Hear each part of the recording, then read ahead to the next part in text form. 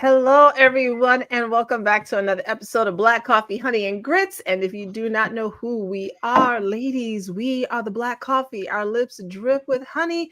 Sometimes we got grits, but we always have sass, class, and all of that ass. It is Wednesday evening, and we are here for another conversation. And tonight we're talking about your skincare routine. Because, perimenopause, menopause, aging, it does something to the skin, living little wear and tear on the skin, what you're eating, your water intake. We're going to get into all of it tonight. And we want to know, what are you using that makes you feel vibrant? And I want to say young because I don't want it to seem like we can't look like we're older, but what are you using that makes you feel good about yourself? How about that? So, ladies, if you can introduce yourself, I think that was Carmel just talking. So I'll start with Carmel and then go to Dr. Jamesia. I'm Coach Carmel. I'm here to encourage everybody to add more plants to your plate, and we're going to talk a little bit more about that later. And I coach people who have sugar and food cravings, and we just add plants to our plates. And I'm going to pass it to you, Dr. J. Hey, everybody, I'm Dr. Jamesia, the nurse practitioner extraordinaire. I'm also your intermittent fasting and mindset coach, YouTube influencer, speaker, author, all the things, and 1/3 of Black Coffee, Honey, and Grits. Good evening, y'all. Okay. And I am Aisha. I am on winter break, so I am doing nothing but the things that I need to do. And I am also 1/3 of Black Coffee, Honey, and Grits, and happy to be here. So, I scroll through TikTok sometimes and I see everybody doing their, first of all, I like the ASMR videos of people cleaning. That is my guilty pleasure. I love that. It looks amazing, even though I should probably What does be cleaning. ASMR mean? ASMR is like the videos. I forget what each letter means, but that's the videos where you just hear people doing something like they're cleaning something. You just hear the cleaning, you just hear the vacuum, you hear the glass, the ice plunking into the glass, clink, clink, clink. It's ASMR. It's a sound thing, and I'm one of those people that loves sound. So I like watching videos of people clean, and some of the people who I watch clean their house. I should be cleaning mine, but I like watching them clean their house. And one in particular today, I was looking at, and she was doing this, get ready with me. And I've noticed that with a lot of the get ready with me videos, it's not just foundation and the makeup, though I don't know all those 50 different things that people are doing. But now it's also they wash their face, they put something on their face before they wash their face, and they wash their face, and they put something on after they wash their face, and they're dropping the stuff on their face, and they got to do their eyes, and they're putting something, and it just seemed like a lot. Now I am interested in skincare more. I was when I was younger, then I kind of stopped. Life was busy. But now that children are really grown and I don't have to mother so much, I'm like, okay, well, let me get back into skin stuff. But everything is so different than it was when I was younger. And there are so many choices of things when I go into some place like Sephora. I'm like, I just want to clean and exfoliate my skin. I bought the same thing twice. I didn't know it was the same product. And I'm just like, I just want to clean my face, scrub it, and then put something on, and that's it. But there are a lot of choices. So let's start off with, what is your skincare routine? Do you have one? Do you do stuff in the morning and at night? How many products are you using? Do you have a favorite? And if you're listening, you can also comment in the chat. Carmel, we'll start with you. So I've never been one to really have a skin routine. The only time I found myself in the midst of following some kind of a skincare regimen, morning and evening, was when I might have bought something from a multi-level marketing company, agent, kind of representative. They're like, oh, I have all this stuff. And I'm like, give me all this stuff. And first, this is step number 1, step number 2, step number 3. You put this on, then you rinse, then you put something on, and then and I remember every time I would get into these products, I would do that maybe for half the time that the products are at last. If they last for 30 days, I'm at it for 15 days, and I'm just kind of like, and then I use them sparingly because now I spend way too much money on them to be running through them. Let's make it last as long as possible. But for the most part, no. And I hear people say, oh, my mother always told me to moisturize, and that's why my skin is so perfect. And I'm just kind of like, But some people are blessed with perfect skin. My business partner, her skin is flawless, and she's got this condition. Every time she's got overactive tear ducts, so every time she even thinks about laughing, she like tears just fall out of her face. And I said, well, God knew what he was doing. He gave you perfect skin because you can't wear makeup. She cannot wear makeup. And her skin is actually flawless. And maybe it's because she's always crying. I don't know. But and I feel like I feel like I want and I need and I like myself with makeup on, like the foundation and everything. But when it comes to actual skincare, I use a basic cleanser and then whatever moisturizer is around. It could be some kind of a cocoa butter. It could be my hand lotion that I'm just kind of like, look, you know what? Look, I have no time. And I don't seem to break out, have any adverse reactions. Could I have better looking skin if I did follow a skincare regimen? Maybe so, but I'm kind of okay with the way my skin looks.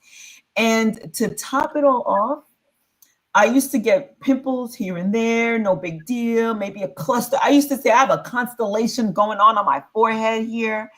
And since I've been whole food plant-based, my skin has been so clear. And I'm like, listen, it's the power of the plants, baby. And also all the water that I drink, I drink so much water and my skin feels great. And I've always had, when I was growing up, I had dry skin. Then in my 30s and 40s, I had like really good mix of oil and dry. Like I'm still there. I'm kind of like, I can wash my face and still be okay and never moisturize, and I won't feel oily and I won't feel dry. Like I think I got good skin, and maybe it's because of that I don't follow a skincare regimen. But I'm gonna say that between the whole food, plant foods that I'm eating and the water that I'm drinking, that takes care of most of it. After that, everything is just kind of like whatever ends up on my face, ends up on my face, and I'm okay with it. Yeah, thank you. And thank you. You don't like my music for telling us that we look amazing. Yeah. Oh, thank you. Thank you. When my two were like babies, I sold Mary Kay. Well, I didn't sell Mary Kay, but I was a consultant. And it was, I don't know why I became a consultant. The sales pitch was really great. I was like, oh, I can make money working from home. Yeah.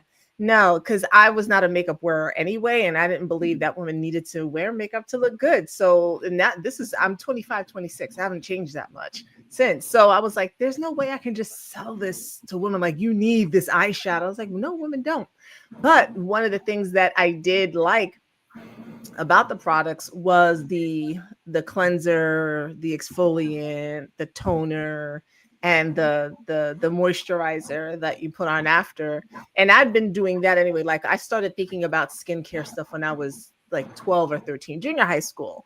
And I wanted to like do all of these things and have my mother buy me this or that or the other so I could, try all of the stuff. So I did enjoy that, but the rest of it I couldn't get with. But I did enjoy the Mary Kay stuff. That was cool.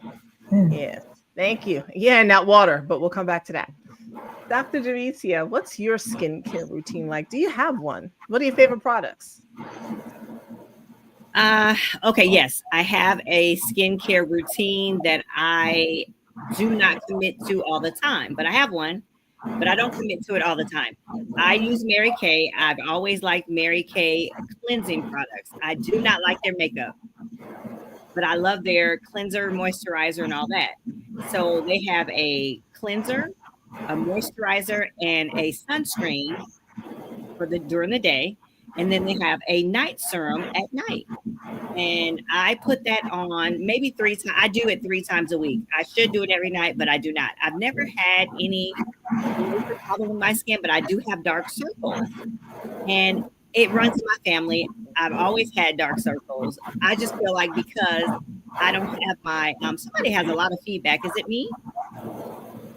Feedback me? I don't know. Let me mute. Anyway, I have allergies. So I have these shiners under my eyes, and I've always tried to put like something that will make those not so dark or lighter or whatever. And I've always had the issue.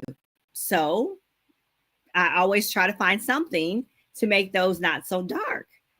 But other than that, I've never had pimples. I've never had acne, nothing. And I've just recently discovered makeup, probably 10 years ago. I like makeup now. Before I didn't, I put on lipstick and eyeliner. So that was it. Lip gloss and eyeliner. But I like makeup. And somebody asked me today, like, why do you wear so much makeup and you don't have any skin problems? I'm like, I wear so much makeup. I don't know, but I like it. I like it. I think it's fun.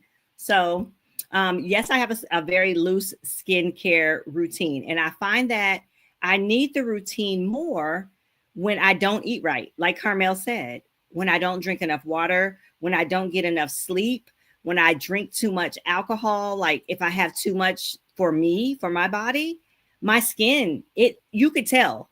You can look at me and tell if I'm being healthy because my face will tell. Yeah. Just an FYI for you all, the skin is the largest organ in the body and it filters out a lot of toxins. So if things are not going right in your body, it's going to show up on your skin. That's a good way to tell if, you need to make some adjustments somewhere in your life. Yes, I get bags under my eyes when my sinuses swell up from allergies. Yes, that can also affect the skin. So I've always had sensitive skin. I had eczema. Eczema is something that eczema and asthma are in my family a lot. And the dermatologist that when I was younger go to would say they often kind of travel together. So when I was younger, I didn't break out on my face or anything. Thankfully, I have one family member who he did. Like it would show up in his face, and two of them with splotches and patches and such.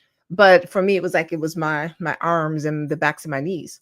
But when it came to my face, it was always okay. There would be a pimple here or there, but I do have very sensitive skin. So some of the things that are on the market are a no-go for me when it comes to skin. I have a very loose routine. Most of the time, I'll wash my face either in the morning or at night. If it's a really great couple of days in a row, I'll do both. But I try to do one or the other. I don't use a lot of lotions because I don't like a lot of chemicals on my skin. So I will use, like today, it's just, this is shea butter. That's it. I don't use makeup because I don't like a lot of chemicals on my skin. I mean, I have an eyeliner and mascara, but foundation, my concern is always if I'm continuously using it over and over and over again, my skin can't breathe very well, and then I'll start to break out. So that's not something I just don't really do foundation. But what I have found is that, like, there was one time when a friend of mine, we went to Target because I was like, all right, let me get into some of this fancy stuff. Because for me, I wash my face with like Dove. Okay, if it's not Dove, then it's I have this cleanser that I got from Sephora. I don't use anything too fancy, but here I go. I spent money on some of these things. Said they had hyaluronic acid in it or something else and all this other stuff. I had to throw them all away. My skin was burning from some of these products. And, the cleanser seemed okay, but then the stuff you put on after, like the first night, I was like, maybe I need to get used to it. But after like the third or fourth day, I was like, I don't know what this is that I need to get used to, but it is a no for me. That was $70 worth of stuff that I ended up having to chuck. So I said, well, I think for me, simple is best. I see people with the anti-aging creams and the serums under the eyes and stuff. And I'm like, and I wonder sometimes, okay, y'all are doing all that so your face looks good. But in my head, I'm thinking chemicals. And what are the chemicals doing as your skin has to absorb them over time? And isn't there a better way to have healthier skin So one of the reasons I opt for shea butter, not saying everybody has to use shea butter, but one of the reasons I opt for shea butter is because it's natural. It comes from a plant, and I figure that works. I have used coconut oil on my skin as well. It just doesn't last as long. It can be very drying. But I do wonder about all of the things that everybody is putting on their skin, and even if the face looks okay, I wonder how our bodies are absorbing the things that we're putting on top of our skin day after day after day. Yeah, go ahead, Carmel. So good point. I find myself in a lot of vegan circles and things. So most of the lotions and potions I've been grabbing have been like these vegan. People are making them in their kitchen and in their homes, and I'm picking them up, from entrepreneurs and things like that. And I'm loving it. And so some of the things I even put on my body, I end up putting on my face, and they're scented with natural oils and things of that nature. So that's always good. And although it's not made for the face, and it's not, it's made in somebody's kitchen. And so I'm not even sure if does this go on my face? When I'm thinking, if it's vegan and if it's all plant-based, then it should be okay. And even some of the multi-level marketing stuff that I do still have in my bathroom, those are vegan. So they're not, animal tested and things of that nature. But even though, just like you, Maisha, I'm always thinking, how is my body absorbing this? And is this what they say it is? But at the same time, I can't go crazy thinking about all of that stuff either. I'm just trying to do my best. So that's a really good point as well. And I definitely stay away. I even have a bunch of bars of soaps that I found in my mother's storage unit, soaps literally handmade from Haiti. And so I've been using those a lot for my body. And sometimes I end up using it on my face. They have a very, very mild smell, and they're not foamy like the soaps that we know are. So that's a really nice alternative for me too. Yeah, I have a friend too, and I think I've talked about her before. She's a 2-time breast cancer survivor, and so she stopped using everything. And she makes soaps and shampoos and conditioners and lotions. And I like her products. I trust them. She makes them in a space in her house, and her products are amazing, and they smell delicious. I make my own body butters. So I will combine ingredients. I have essential oils. And I know that I can put it all over my face, my body, my everything. It takes a little bit of time to do it. And so I'm out now, but I enjoy making it for myself because it's fun. Mixing Made Easy says, yes, there's a better way. I make my own soap from scratch, a total game changer. I thought about making soap from scratch because I wanted to sell it at one time when I was in my crunchy granola mama phase. It takes a lot of work to make soap. So kudos to you. Same thing with candles, but that's another story. The candles and the stuff that we breathe in. And I thought about making those too, but good soap is everything. So I want to come back to the things that people use. And if you're listening, I would love to know, what products do you use? Because I want to get into makeup a little bit. Not a lot, but a little bit. I'll do an eyeshadow, I'll do an eyeliner, I'll do a mascara. I'm always good with the lip gloss. Every day of the week, me and lip gloss is rocking. But the other stuff. But Maisha, you're another one with amazing skin. You just have such good skin. Thank you. Thank my mother and my grandmother for that. Y'all should have seen my grandmother, man. Her skin was just now she ate like she was from North Carolina. Okay. But that food was a little bit different than whatever they're serving people now, for sure. But her skin, I don't think she ever put anything, and she washed her face with Ivory soap and put lotion on. Ivory soap will dry out everything in black. I grew up on Ivory soap. Same, and the flakes and the dryness out. But that, and she never, her face just looked smooth. I think she was maybe Dr. Jamisi's complexion. So it was just this smooth chocolate it was wow. Now her husband did not quite have that skin. So, but her skin was flawless. But still, I always wonder, if I did use the mascaras I tend to buy, usually I try and buy vegan. I try and buy vegan eyeliner as well, but mostly because I have found that If I buy any eyeliner, it will irritate my eyes.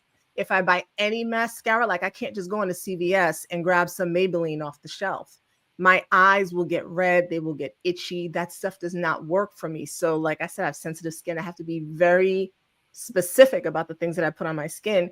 And it just so happens that the vegan products don't cause me any issues. And so that's why I purchased them.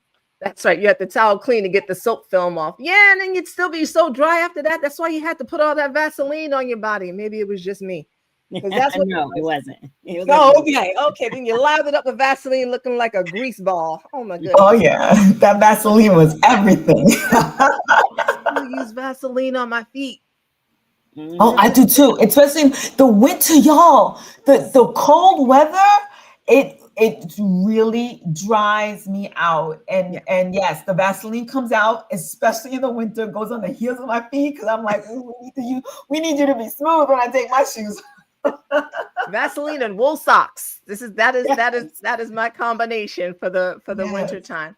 And don't let me forget this. And Dr. Jamisi might mention it, but I just want to say vitamin D, please, especially in the winter, y'all, because that also affects your vitamin D and vitamin E for your skin, especially in the winter. So I did want to get to that as well, and we can always come back to tips in your favorite products. But what I'm going to keep my comments to my why? I want to hear your comments now. What are you talking about?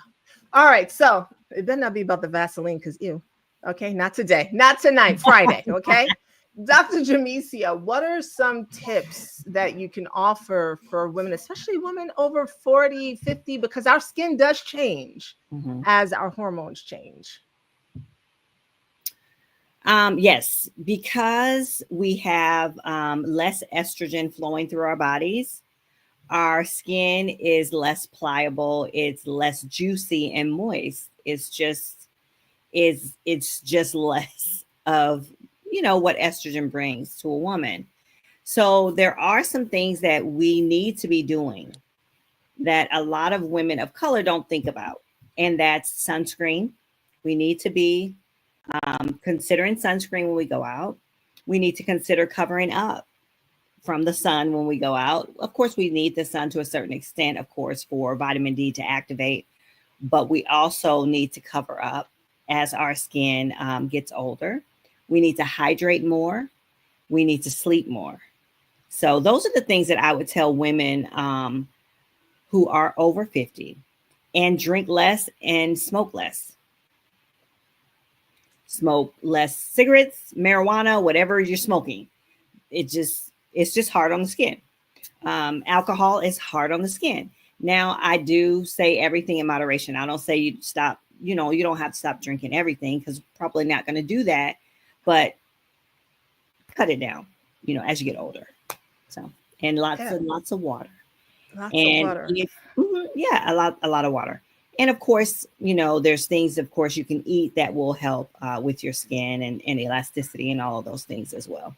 But as you get older, you need to be thinking about that more as far as, protecting your skin. That's about all I have. Yeah. That's, I try to opt for the vegan wines, but I will not ever be, I don't think I'll be giving up my wine ever completely. That's just not it.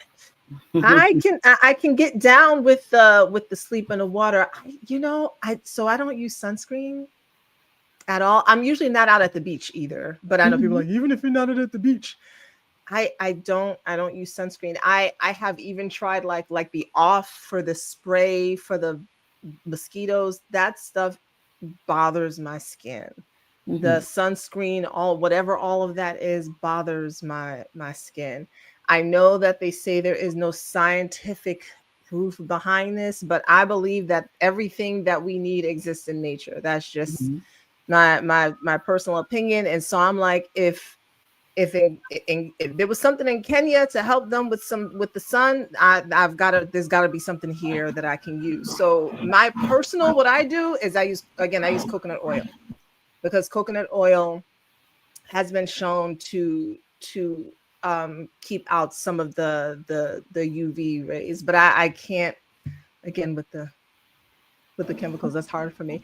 Did you know that certain types of fruits offer sunscreen?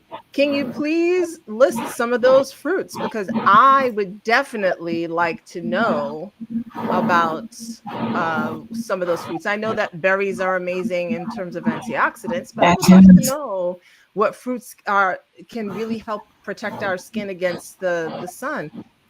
I feel like I knew something along those lines, but I Go can't ahead. remember. No, I Yeah. can't remember. I can't remember.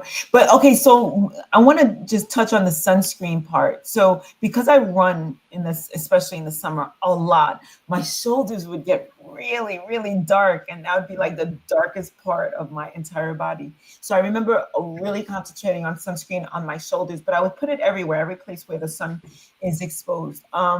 But this past summer, I didn't. I was just like, I don't know how much I need it, right? So this past summer, I didn't. And I got to tell you, this past summer also, I didn't really wear much of any type of moisturizer on my skin. And I was running a lot, hydrating a ton, and of course, eating my hydrating foods, my green leafies, cucumber, fruits and vegetables, foods that are very, very high in water content. And I feel like that dehydrated my skin from the inside. And so not only did I feel like I didn't need the sunscreen, I felt like I didn't even want it, because if I put anything on my skin, again, toxins or whatever, I'm like, what is this stuff? What am I putting on my body? Yes, I can go find vegan and plant-based versions of these sunscreens, or find whatever fruit that offers it, right? But I just didn't want anything cooking on my skin with regards to the sun. So I found myself hydrating much more, even though I was out in the sun. And if I was just out walking or going to work, I didn't feel like I needed it, because I feel like we're so sheltered and protected from the sun as it is, especially when it gets hot. Nobody really wants to be outside for a long period of time. And I'm not saying there's any validity lacking in what Dr. Jamesia was saying, or what the experts say with regards to, protecting our skin from the sun. But I was just saying, like, I didn't feel like I needed it. And I felt okay. Did I check with the doctor or physician? I did not. I don't know what happened and transpired. I'm just kind of going by what I felt, what was going through my mind with regards to all of that. So that was what I went through just this past summer. I just made a conscious decision: no sunscreen, no moisturizers on my skin. I'm just going to be out in the sun and let the sun do what it do. And I had a good summer. Yeah. So this is for Google. Yes. For Google. I just put it in. It says tomato, carrots, blueberries, sweet potato, bell pepper, pomegranate, and strawberries are natural sunscreens. And that Okay. makes a lot of sense. I had plenty of those. Yeah, that makes a lot of sense. And y'all, no one here saying don't wear sunscreen, by the way. Okay, you need to figure out, we're always here you need to figure out what's best for your skin. If you are going to be at the beach 3 days a week, you might want to think about something. I don't know. Go ahead, Carmel. I'm not fucking around with the beach. That sun is beaming down on me. I'm covering up with an umbrella. If I, no. That's completely different. Yeah. Yeah, I'll say that. I went to the did I put on sunscreen this time? I might have, because we went with my sister and my family. It was a couple of years ago. We went to the Jersey Shore, and we were out at the beach, and I was still under like an umbrella, and whatever tan I got did not leave me for months. Months, until my skin was like regular, all together one color. And I'm not a big beach goer as it is. I'm not one to sit out in the sun like that. It's hot. Okay. So, but if I love sitting out in the sun, but I got skin poisoning once. It was interesting because sun poisoning. Sorry. Sun poisoning. I remember my skin being very super inflamed, and it looked terrible. It looked like a really bad rash. It was just terrible. And red. It's super red. Really red and sensitive to the touch. I went straight to. I was on a cruise. Came back from the cruise, went straight to the doctor. He was like, "You had sun poisoning," and I was like, "But I have melanin. Like, how could that be?" Girl, I was so ignorant. I was just like, "But That doesn't happen to us, folks. Oh yes, baby doll. Yes, it does. It does.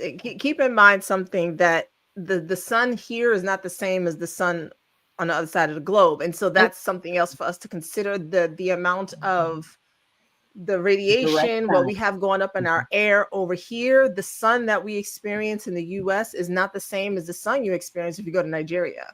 And so it might be a little different over there. But over here, I don't play around with the United States sun.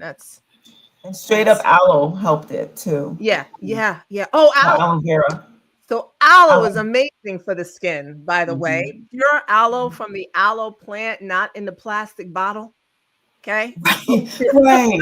Literally buy the plant. My father used to keep aloe plants in the house because he liked it. And I'd be like, cut. Yes. As a matter of fact, now we're going to have to go get some. And I say not the plastic bottle because that stuff is usually sitting in the warehouse, on the warehouse shelf. This is true for anything plastic. So it's hot in the warehouse shelf unless they keep it cool. You have to trust that they kept it cool, but it's still in a plastic bottle. So if there's certain things that you're going to do, like aloe and water, try and do either just get the plant or do glass. It's better for the environment. Or Australia. Yes. Okay. That's a different kind of heat. And by the way, you don't like my music. Yes. For those who are of Irish descent, there should be no sun for you at all. That's just not that is the best thing you can do to take care of your skin is do exactly what Dr. Jamesia said. Wear a hat, sunscreen, and stay indoors. Do all of those things. All right, Carmel, though, you didn't give your all of your tips. I mean, we mentioned some foods, but what else do you suggest besides the water? We heard that, but you can repeat it. What else do you recommend? Hydrating foods like our leafy greens, cucumbers, fruits, vegetables, and things of that nature. And that's really it as far as tips and skincare for the skin over 50. So every time I'm looking at these commercials and what people are putting on their skin and all the vitamins and minerals that's in these products that they're putting topically, yes, our skin is our biggest organ and it receives things quite well. And that's why it's important not to take in toxins through our skin. But we can ingest those as well. Those same vitamins and minerals that's in these formulas that we're paying $70 for, right, Maisha? Like at about like even in Target, we can be really fine. We can find them in high doses in our fruits and vegetables ingested and let it do our entire body good. And we'll reap the benefits not only in the skin on our faces, but on our bodies. And my skin is just so soft and smooth. I can make a commercial right here for plant foods, but nobody's gonna run out and buy any plant foods. They're like, girl, please. Well, see, if you make the commercial a certain kind of way, unfortunately, then everyone will run out. I'm telling you, this is what sells. Everyone will want to run out and put more plants on their plate if you explain it to them in a way that their carnal body will understand. Yes, immediately. Yeah. I swear by it because I feel like I've always had good skin, like I said, but being able to retain it is a completely different story. Yeah. Like I said, I don't do moisturizer like that because, like you, Maisha, I'm scared about what toxins I'm putting in my body because no matter what I'm putting for it to be nice and soft and smell nice on the outside, what's it doing inside? I have no idea. And I don't want to find out the hard way. And listen, I don't even wear deodorant. Like I'm just kind of like, I don't want that stuff on my skin. And I've been good. So, and again, how are the plans? On the side note, we'll get back to that because there's a question here that I want Dr. Jamesia to answer. I have tried I have done the crystal deodorant. I have done like all of the all natural things, and normally they're fine. I'm not a person who generally, like, I can go all winter almost and not use deodorant, except for now that my body is shifting. It's like, oh, this is interesting. Like, you know, because I don't have to put nothing on it. I could work out and still be smelling fresh. But now I'm like, this is interesting. But I do try to get them without aluminum at the very least. That's my thing. But yeah, I'm like, oh, the stuff that I was doing before. And it's the hormonal changes that are happening in my body. And I was like, I'm gonna have to go get some Dove. I'm smelling like a man. Why am I smelling like a whole man? Yeah, it was not. I would wake up and be like, what is happening right now? And it wasn't like, I mean, I'm not eating White Castle, so I'm like, what's happening right now? Okay. Like, no. So somebody asked, Dr. Jamesia, does sunscreen, and I don't know if you know this, I don't know if you know the answer, but does sunscreen inhibit the uptake of vitamin D? You know what? I don't know that it would. I don't know that it would. It doesn't. I haven't looked at any studies that say that it inhibits the uptake of vitamin D. But when you're out in the sun, there are other ways that you're absorbing, you know, not just, of course, through the skin, but you're not fully covered completely from head to toe with the sunscreen. So you should be okay. So I heard from various doctors, listening to them on podcasts, saying that yes, it does. It maybe not 100%, right? Mm-hmm. But it does block it, right? Because the sun's rays is not penetrating through, and it has to get a large part of your skin. So they usually advise, like, for even if you're outside for 5 to 10 minutes. For it to maybe get like your arms and your face and even maybe some chest. And most people don't get that no matter where they are. Certain parts of the country, they're too far away for the sun to really penetrate through, or too close for the sun to penetrate through. And some people, like those Alaskans, they're not going to get it. So it's something that we all struggle with. Certain parts of the year, maybe all year round, whatever the case is. But I heard that, you know, having some sunscreen will block most of the benefit. And we really need to expose a large part of skin for a little while, not hours.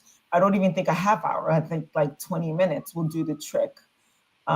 That's it. And of course the eyes recognize it too, right? The eyes will recognize that the sun is coming in, and that's what sets off, or that's what contributes to our circadian rhythm, and making sure that the body now knows what time of day it is based on morning, noon, or night, and what it needs to do to either get ready for the day or get ready for the evening.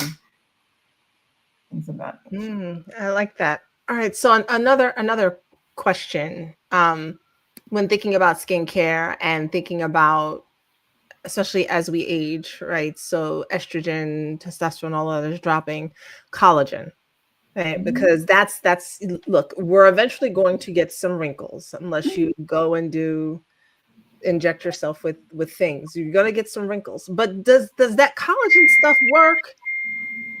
Like I've thought about taking. I think I have some collagen peptide in my cabinet, the powder, because to me, similar to what you said, Carmel, like I'm not going to put it on my skin topically. I'm going to put it in my body and let my body filter it. You know, but I've always wondered though, does that stuff actually work to help our skin retain its? I know someone who swears by it, and he really does have good skin. He's an older gentleman and he's white. And so I'm like, you look really good. Like your skin looks amazing. He says, collagen every morning. He's so proud of it. And he was so confident that that's why he looks the way he does. I got to give it to him. So for him, it's working. Yeah, I've had the same thing. I've had patients who I've noticed like their skin is totally different from the same counterpart. Like say, for instance, I have an 89-year-old who takes collagen every single day versus another 89-year-old of the same race, same sex that doesn't. You really can tell the difference. You can tell the suppleness of your skin, all that. You really can tell, but it's not something that will stay forever. You have to continue to take it. Right. Okay. Collagen stays on the list like toilet paper then. All right. Certain things you just don't want to run out of. Okay. Sounds like collagen. So collagen is a and I really did want to know about that, because that was one of the things that I was like, all right, I have this, but I know I don't use it often, and I need to use it more to see how it works. And I do take liquid collagen. Ah, So I have a food thing that I learned from, again, listening to doctors. And so, you know, when you cook your meat or fry your chicken, you broil it or you fry it, you know that when it turns brown and crispy, like let's say you had it on a grill and you have those grill lines, and those taste good and they almost taste sweet. Those things that when that happens and the heat mixes with the protein in that meat, it forms this really sticky, I forgot what they call it, glycation type of thing on the meat. And when you consume it, it's very, very sticky and it sticks to your cells and it ages you from within. So that's something that I've heard from several doctors. And I always thought that that was super, super interesting how that happens. And the same thing can happen in our bodies on a different molecular level, of course. But the moral of the story is don't necessarily grill or fry your meats where it gets to that, although they taste good, right? That's sometimes the best part of the meat. Give me that burnt piece right there. That's what ages us, the things that happens in our bodies as well, and when we consume it, all the things. So that's one tip. That's a preventative measure. yeah, Not I necessarily learned. take it away. I learned some time ago, and I stopped getting. Well, firstly, and this is just me. This is just my suggestion. I think that if people are going to eat meat, it should be minimized, because our ancestors ate what they killed, right? So our ancestors ate meat, depending on where you lived, though, right? Everybody didn't eat meat, but but our ancestors for the most part ate meat, but they didn't eat it every day, and certainly not for breakfast, lunch, and dinner, because you couldn't kill every animal every day. So if you're gonna eat meat, try and eat it sparingly, and if you're gonna eat it, definitely make sure that you have more vegetables or fruits, whatever you're doing, than you have meat. And the other thing that I really learned was what you were talking about, Carmel, and I stopped eating meat well done, because when you eat meat well done, it often turns carcinogenic in the body. So the well done steak, the well done burger, I thought, yeah, I was making sure it was like cooked thoroughly, is actually not healthy for a lot of people. That's one of the things that it can do in terms of aging the body. So, make sure it's cooked at a certain temperature, because if you're talking about your skin, but make sure it's cooked at a certain temperature, but you don't need it to be charbroiled. That's not Right. Well, It literally ages us. Well, certain meats for sure you want them to be completely done and completely cooked, because certain meats, which you don't eat, Maisha, certain meats carry parasites and bacterias and things like that you don't want to get exposed to if the meat is not fully cooked. But you can avoid that by not eating any meat at all. There you go. No, I'm a stick to cattle and fish. I don't anything else. That if I got to do all of, if I got to do all that with my meat, I'm not diligent enough. How about that? As you like to say, I'm not grown up enough for the poly. I'm not diligent enough to soak my hams and my pork. I'm just not, and I'll get sick. So best that I don't eat it. The cattle is easier for me. So yes, thank you for that tip, because see, I don't know anything about that. So thank you. Please, y'all heard her. Okay. All right. Any other tips that you all want to give anyone, or anything that you have found has worked very, very well for you besides water? I think we all agree on that. That has worked well for you in terms of your skin. I'll say whatever feels good, because I'll be honest, I don't have these regimens, but every once in a while, like I'll go through my stuff and like, oh, this is a mask, and I'll do the whole mask thing. And I just feel like I end up pampering myself, and it's just a really nice feeling. I take it all off, and at the end, my skin looks the same. I'm like, I'm not glowing, but I feel darn good. So whatever feels good for you can't be wrong. So just do your damn thing. I love it. Yes, what she said. She'd say. And I almost forgot about this, but apparently products from South Korea are all the rage, and my daughter has put me onto some of them. I just feel bad. Like I have this mask, but it's like a snail mask, and I'm just like, the snails. So, but it's here, so I'm throwing it away doesn't bring it back to life, so I might as well try it. But they use very interesting things in their products found in nature or in squid or anything else that And they're are responsible for very youthful skin. And so those products have been all the rage. My issue with stuff is once it becomes all the rage, now somebody's gonna go and take all the snails and put them in a farm to try and farm them. And then I'm like, I don't want it now.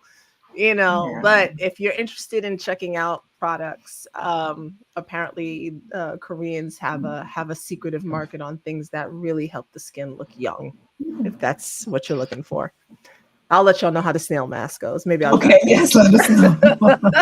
All right, thank you, y'all, for joining us for these tips. Look, I know it's important because whether or not you're putting on your foundation and your eyeshadow and your concealer and whatever the other things are that people put on their face, when you take it all off, you still want your skin to glow and be beautiful, and be natural. So hopefully some of these tips will help you. If you can think of anything as you're watching the replay and sharing and liking, please comment below, because I'm personally always looking for something new that maybe I can try that I haven't tried before. All right, y'all, thank you so much. We will be back Friday around lunchtime-ish, anywhere between 11:30 and 12:30. All right, just put the notification bell on and keep an eye out for us, and we'll see you on Friday. Bye, y'all. Bye, y'all. Bye.